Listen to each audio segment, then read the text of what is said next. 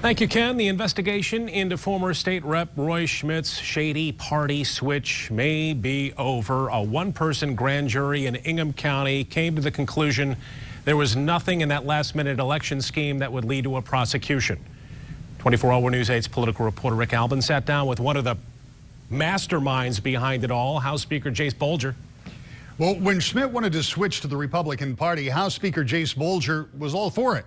Turned out to be one of the most talked about political blunders in the state. In the end, Bolger admits that some serious mistakes were made, though he maintains at its roots the idea was not as nefarious as it sounds.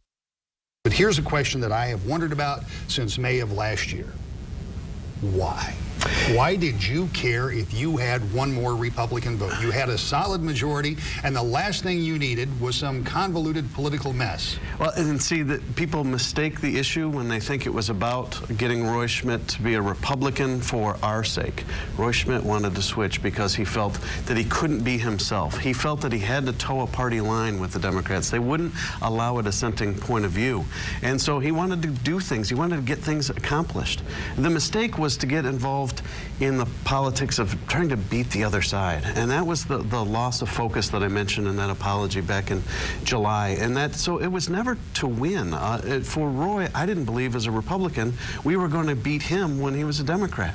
So it was never about the win there. But once he switched, he was very worried about what the Democrats were going to do to him to try to destroy him.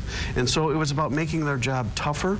And that's the mistake, is instead of focusing on the competition, while paying attention to the rules, losing that focus to the competition instead of trusting the voters to make the decision.